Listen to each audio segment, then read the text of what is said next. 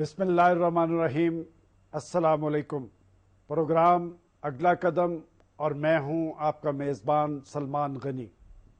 नाज़रीन, जमहूरी मुल्कों में मुंतखब हुकूमत और नुमाइंदा पार्लियामेंट का हुस्न ये होता है कि वो अपनी पॉलिसीज़, इक़दामात और इस्लाहात का महवर आम शख्स को बनाते हैं और आम शख्स की ज़िंदगियों में इत्मीनान के लिए किए जाने वाले इक़दामात की बदौलत जहाँ उस मुल्क में इस्तेहकाम आता है, वहाँ वो तरक्की और खुशहाली की मंजिल पर पहुँचता है।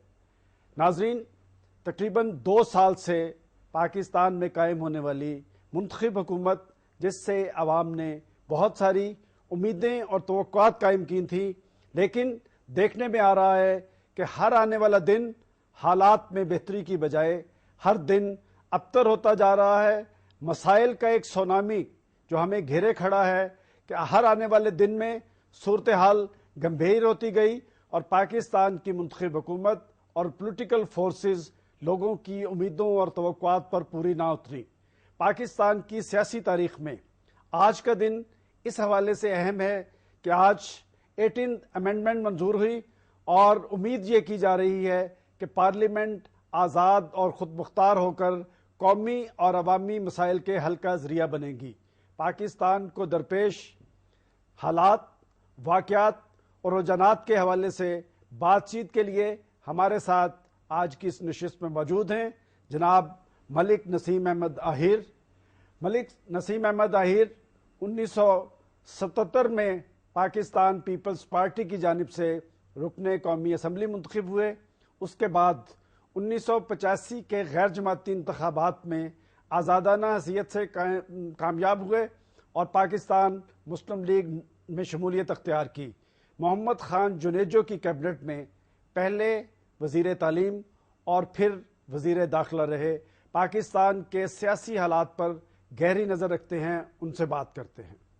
मलिक साहब अस्सलाम वालेकुम। शुक्र, वालेकुम अस्सलाम। शुक्र। मलिक साहब, आपकी पाकिस्तान के हालात पे बड़ी गहरी नज़र है। एक तो हमें ये बताएं कि हम कहाँ खड़े हैं और हालात का रुख क्या है, और दूसरा जो आज 18th अमेंडमेंट पास की गई है, क्या ये पाकिस्तान में इक़्तिसादी और सियासी इस्तेहकाम का ज़रिया बनेगी? शुक्रिया जनाब सलमान गनी साहब, आपने बड़ा गहरा सवाल किया है। पहली बात तो ये है कि आज जिस तरीके से 8th अमेंडमेंट को बड़ी तेज़ी से पास करवा दिया गया, हालांकि चाहिए तो यह था कि बुनियादी नौइयत के मामलात 18th अमेंडमेंट के ज़रिए कौम के मुस्तकबिल पे जिन्होंने बड़ा गहरा असर डालना है, उनको पब्लिक डिबेट के लिए भी कुछ मौका दिया जाता। लेकिन मैं हैरान हूँ कि इतने अहम मामले को चंद मिनटों में या घंटों में पास करवा के उन्होंने बाहर रख दिया और इतनी बड़ी तादाद में आए।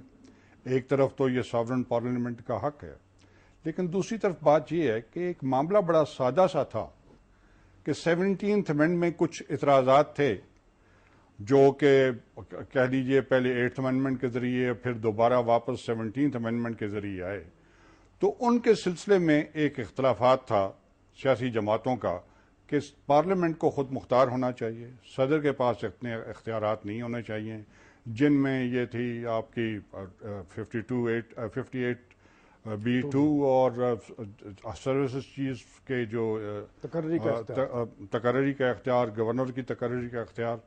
लेकिन इस मामले को 2 साल तक लटका के यहाँ तक ले आए और जब इसको असम्बली में लाए तो उसके साथ एक बहुत बड़ा अपने जो उनका एजेंडा था, असली एजेंडा। किनका एजेंडा था?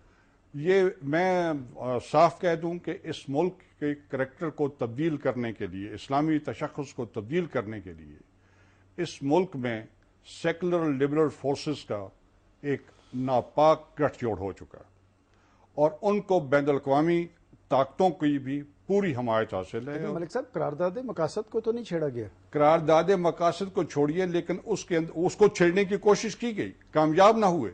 और शायद वो करते तो मैं बहुत खुश होता, क्योंकि उसके बाद अवाम का एक ऐसा रेला आता जो इन सबको बहा के ले जाता, क्योंकि किसी की मजाल नहीं है कि इस्लामी जमहूरिया पाकिस्तान के अंदर اس کی جو نفسیات کے مطابق ہے، جو نظریہ پاکستان کے مطابق ہے. نظریہ پاکستان صرف دو چیزوں کا نام ہے، ٹو نیشن تھیوری. یہ اس سب کی نفی کرتے ہوئے اور اس کے نشانے پہ دو قوتیں تھیں. سب سے پہلے انہوں نے آرمی کے اوپر ہاتھ ڈالنے کی کوشش کی اور کیری لوگر بل کے حوالے سے، اور جو پہلے انہوں نے آئی ایس آئی کو وزارت داخلہ کے محتاط کرنے سے، یہ اس کی ابتدا تھی. لیکن آرمی نے اس سازش کو ناکام بنایا اور قوم فوج کے ساتھ کھڑی ہو گئی اور یہ ان کی اسکیم کامیاب نہ ہو سکی. اس کے بعد جوڈیشری نے جب ان پہ ہاتھ ڈالا اور اس قسم کی کرپشن، شوکت عزیز کے زمانے میں بھی آپ کو پتہ ہے، مشرف کے زمانے میں بھی سٹیل مل کی کرپشن کے سلسلے میں آیا تو یہ معاملہ آگے بڑھ گیا اور مشرف صاحب اسی سے ٹکرا کے پاش ہو گئے اور اس ملک سے باہر تشریف لے گئے. اور جو آئے تھے شوکت عزیز صاحب، میں تو ویسے ہی سخت خلاف ہوں کہ جو لوگ ڈیول نیشنلٹی رکھتے ہیں، جن کے بچے وہاں باہر ہیں، جن کی جائیدادیں باہر ہیں، جو نوکریاں باہر کرتے ہیں، جو وہاں سے وزٹ ویزا پہ پاکستان آتے ہیں اور جب ان کا کام ختم ہوتا ہے تو پھر واپس چلے جاتے ہیں، وہ ایک خاص ایجنڈا لے کے آتے ہیں. تو یہ لوگ جو ہیں پاکستان کے ساتھ ان کی کوئی وفاداری نہیں ہوتی. لیکن اب بدقسمتی یہ ہے کہ پاکستان کے اندر میں کہوں گا کراچی سے لے کے خیبر تک ایک نیا انہولی ناپاک گٹھ جوڑ قائم ہو چکا ہے. مطلب آپ کے خیال میں یہ جو 18 امینڈمنٹ ہے، جی، یہ کوئی بیرونی منصوبہ تھا جس کے تحت اس پہ اگر نہ ہوتی تو میاں نواز شریف کو ملی بینڈ کے فون کیوں آ رہے تھے؟ یہ کیری لوگر بل کے اندر یہ کس نے رکھوائی؟ آپ کے خیال میں ملی بینڈ نے میاں صاحب کو جو ٹیلی فون کال کی وہ 18 امینڈمنٹ کی منظوری کے لیے تھی؟ ملک صاحب اسی پہ ہم بات جاری رکھیں گے. ناظرین یہاں لیتے ہیں ہم ایک بریک، وقت کے ساتھ رہیے گا.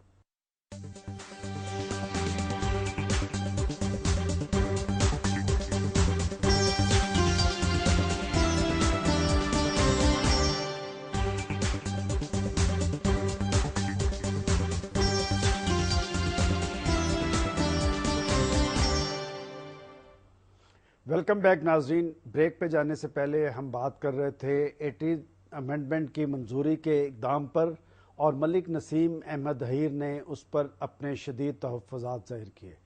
ملک صاحب پارلیمنٹ تو آزاد اور خود مختار تو ہوئی نا، اب فیصلوں میں تو آسانی ہوگی. ہم بڑی زبردست آزاد و خود مختار ہے کہ فیصلے کہیں ہوئے اور ایک منٹ میں ٹھپا لگا کے پار کر دیا. ابھی آپ بھی اس کو کہیں گے کہ آزاد و خود مختار پارلیمنٹ ہے؟ یہ ربل پارلیمنٹ ہے.